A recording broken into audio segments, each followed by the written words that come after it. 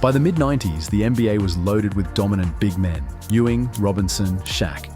But Hakeem Olajuwon made even the best look lost. He didn't touch a basketball until he was 15, yet somehow became the smoothest, most technically gifted center the game had ever seen. Over 18 seasons, Hakeem racked up 26,000 points, 13,000 rebounds, and a record 3,800 blocks. He won back-to-back titles, an MVP, 2 Finals MVPs, and made legends look ordinary, all while barely breaking a sweat. This is Hakeem Olajuwon, the Dream, a once-in-a-lifetime genius we may never see again. Subscribe, because legends like Hakeem don't come around twice. Before he became the Dream, Hakeem Olajuwon was just a kid growing up in Lagos, Nigeria, one of 6 siblings in a hard-working Muslim family. His parents owned a cement business, and sports, that was just something to do to stay active. Basketball wasn't even on the map for him. Hakeem was all about soccer and handball, especially soccer. And here's the crazy part: he didn't even touch a basketball until he was 15 years old. While most NBA stars were grinding in AAU tournaments before they even hit puberty, Hakeem was still guarding the goalposts, diving for saves. But that late start, it didn't hold him back. It made him different. It made him dangerous.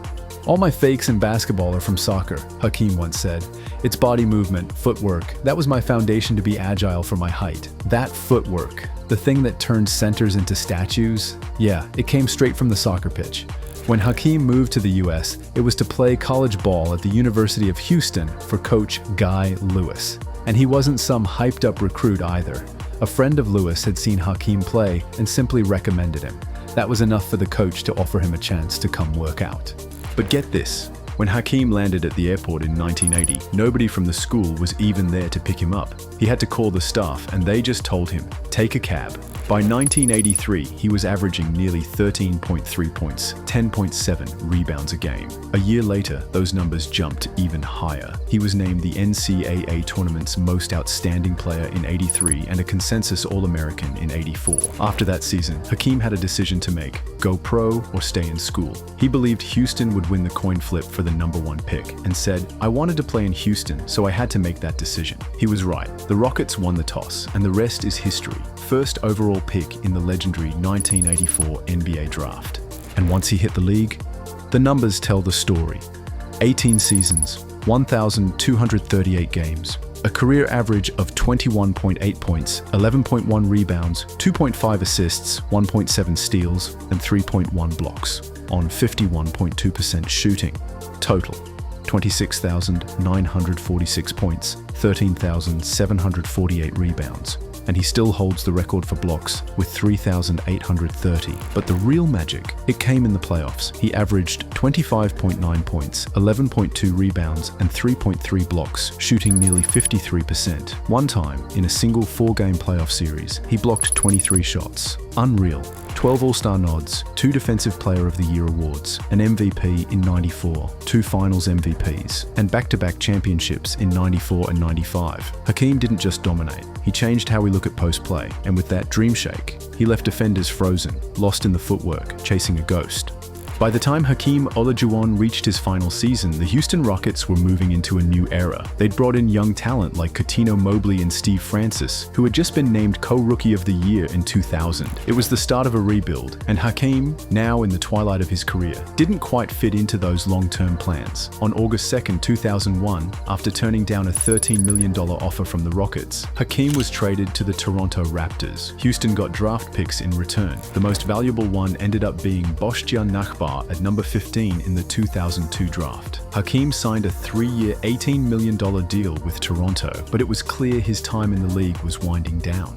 In his debut with the Raptors, he managed 11 points in just 22 minutes against the Magic. But across the season, he posted career lows, just 7.1 points and 6.0 rebounds per game. A lingering back injury made things worse, and by the fall of 2002, he officially called it quits. Not long after, the Rockets honored their legend by retiring his iconic number 34 jersey. But if you want to see the Dream Shake at full power, look no further than Game 2 of the 1995 Western Conference Finals. David Robinson had just been crowned MVP. The Spurs had the best record in the league, and Hakeem, he took that personally. What followed was pure destruction. Olajuwon dropped 41 points and grabbed 16 rebounds. It wasn't just dominance, it was clinical, poetic, and devastating. People still call it the greatest one-on-one performance in NBA playoff history. Even Robinson had to admit it. He was remarkable, he said, probably forcing the words out. I don't even know how I can say it with a straight face, but I thought most of the time I defended him pretty well. The man just played, as well as I've seen anybody play in a long time. The Dream Shake wasn't just about footwork, it was psychological warfare. Hakeem didn't just outplay you, he outthought you. Rick Mahorn, one of the toughest members of the Detroit Bad Boys, learned that lesson in Hakeem's second season. After Olajuwon hit him with the Dream Shake, Mahorn heard a soft, almost polite voice say, "Sorry, did I shake you?" Years later, Mahorn admitted, it was something new. It wasn't Kareem Abdul-Jabbar's skyhook. It wasn't Bob Lanier's left-handed hook shot. He perfected moves. We call it stealing, but he ain't steal anybody's moves. Hakeem wasn't copying legends. He was becoming one. After he retired, Hakeem didn't just disappear. He became the sensei of post moves. His Texas gym turned into a secret dojo where legends like LeBron, Dwight, and Kobe all came to learn the art of the Dream Shake. But when asked who his best student was, Hakeem didn't pick a big man. He said, "I've worked with a lot of players, but the one who capitalized on it the most is Kobe Bryant, a 6'6" guard mastering moves built for centers. That's the true power of the Dream Shake." The truth? The Dream Shake doesn't belong in today's NBA. The league's chasing threes and pace, not patience and precision. Big men camp out at the three-point line. Nobody's dancing in the post like Hakeem did, and maybe that's exactly why his legacy stands so tall.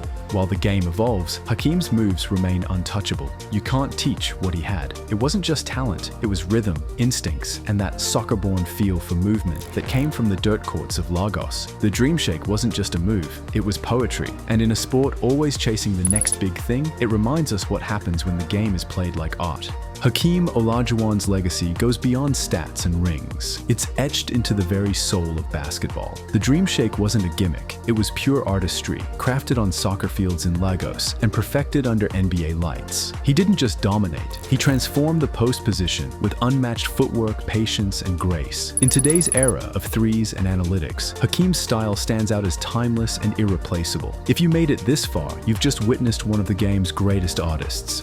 Olajuwon didn't just play, he created. The Dream Shake wasn't just a move, it was a mindset. Was Hakeem the most skilled big man ever? Does anyone today even come close to that level of footwork? Let us know in the comments. If you enjoyed this deep dive into basketball brilliance, hit like, subscribe, and turn on notifications. We've got more legendary stories coming your way. See you in the next one.